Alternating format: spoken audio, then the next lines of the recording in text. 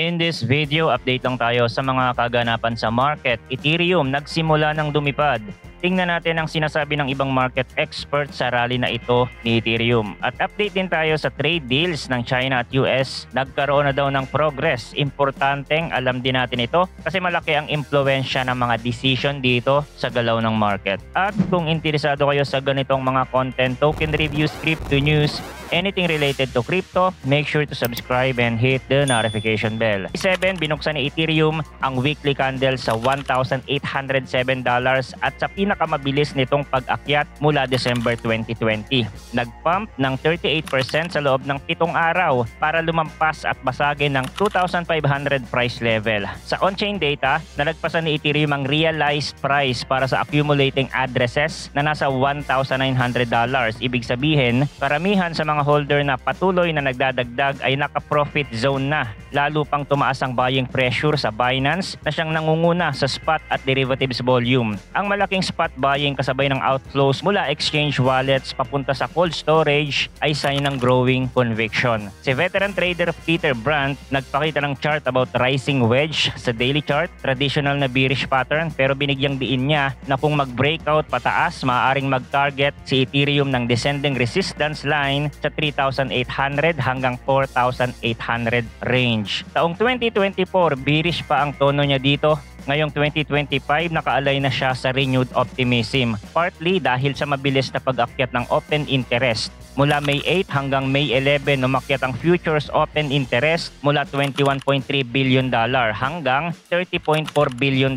Halos abutin ang all-time high na $32 billion. Kapag tumaas ang open interest na mas mabilis kaysa sa spot, madalas itong nauuwi sa volatility spike. Pwedeng bull continuation kung sustainable o flash correction kung crowded na ang leverage. Sa higher time frame chart, umakyat na si Ethereum sa 50 at 100 week EMA pagkatapos ng multi-month downtrend. Gamit ang Fibonacci retracement, nag-retest na ang price sa 0.5 to 0.618 zone, malapit sa 2,500, typical na golden pocket kung saan humihinto sandali ang rally para mag-digest ng gains. Sa heatmap reads naman, nagpakita ng concentrated liquidity sa 2,200 to 2,400 price level. Dito nakaabang ang buyer wall sakaling magkaroon ng short-term pullback. Ang taker buy-sell ratio bumaba sa ilalim ng 1 noong May 10, indikasyon na humihina ang immediate buy aggression. Maaaring mag-consolidate si Ethereum sa ibaba ng 2,500 bago sumubok muli pataas. Sa konteksto ng TradeFi, mahalaga ring tandaan na ang UK-US trade headlines at posibleng easing ng tariffs ay nagbigay tailwind sa risk asset. Kung magmamaterialize ang US-China consensus, maaaring sumigla pa ang liquidity at ma-validate ang bullish setup. Sa kabilang banda, kung biglang humina ang talks, lahat ng risk assets kasama na si Ethereum ay pwedeng tamaan ng volatility spike pababa. Habang bullish ang price action, may balita ding lumabas about security layer. May 7 na activate ang Pectra upgrade, Epoch 364032 na nagdala ng EIP 7702 at nag-introduce ng bagong transaction type 0x04, kilala bilang set code. Pinapayagan ito ang isang externally owned account na makapag-delegate ng control sa ibang smart contract sa pamamagitan lang ng pagpirma ng off-chain message. Si Arda Usman, Solidity Auditor, at Yehor Roditsia ng Haken, parehong nagpaliwanag kung makuha ng attacker ang signature halimbawa sa phishing DApp, maaari niyang isulat ang custom proxy code sa wallet ng biktima at i-redirect ang lahat ng call sa malicious contract. Walang on-chain transaction na pipirmahan ng user, sapat na ang signature na maaaring lumusot bilang harmless login. Mas malala pa, pwedeng gumamit ang attacker ng chain ID equals 0 sa signature, kaya nagre-replay ito sa iba't ibang EVM compatible chains. Sa madaling salita, isang click mo lang sa fake o nakakahinalang sign-in prompt, posibleng ma-wipe out hindi lang mainnet funds kundi pati assets mo sa L2 o sidechains. Dagdag risk pa kung umaasa ka sa hardware wallet, hindi ka immune kapag pinirmahan mo ang malicious 32-byte hash, yari pa rin. Ayon sa mga researcher, magiging pinakasikat na attack vector ito pagkatapos ng Pectra dahil karamihan sa users sanay lang sa EIP 712 signature pop-ups at madaling mabypass ang intuitive warnings ng wallet UI.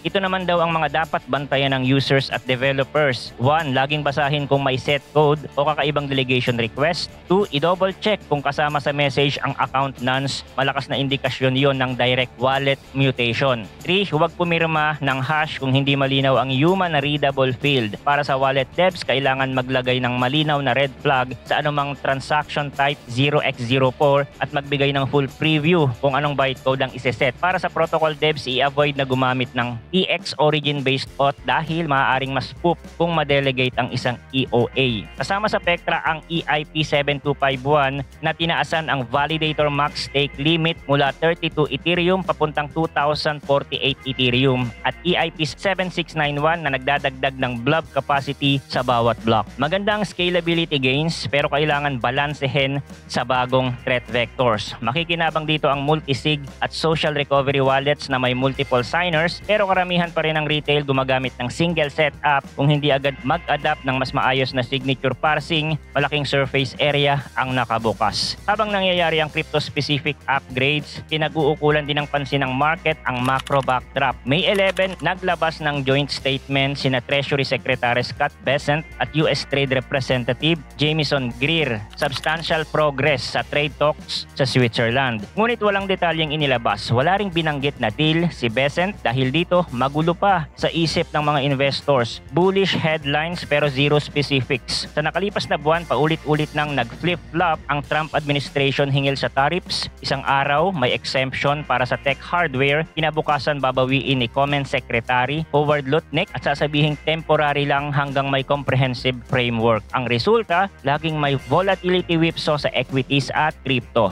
Kung mag-release ng konkretong detalye ngayong May 12, maaaring mag-unlock ng risk on momentum at magbigay ng second leg para sa BTC and Ethereum rally. Kung wala namang lalabas, market could fade the optimism. Tandaan, noong nakaraang linggo pa lang, 2 estado ng US ang pumirma ng Bitcoin Strategic Reserve Bill. Kapag ineko ito ng federal signal na mas bukas sa tokenized securities at bank custody, posibleng mas humaba ang bull window kahit may macro noise. Price action update din tayo kay BTC dito sa daily, katulad ng mga nabanggit natin sa mga previous analysis. Para masustain ang bullish momentum, kailangan manatili above 100,000 si BTC. At kung mapapansin nyo, ilang araw na din nasa area na ito si Bitcoin. Walang significant rejection katulad ng nangyari dito. So itong move na ito ay matatawag nating strong trend dahil walang significant pullback ang price. At binabakapan pa yan ng mga positive development sa crypto at macro environment. Ito yung mga policies, medyo humuhupa na yung tariff drama, andyan pa yung posibilidad ng rate cut. So konti na lang, ilang percent na lang magre-retest na ulit itong si BTC sa kanyang previous all-time high and ready for the new leg up. Kapag nabasag kasi yan,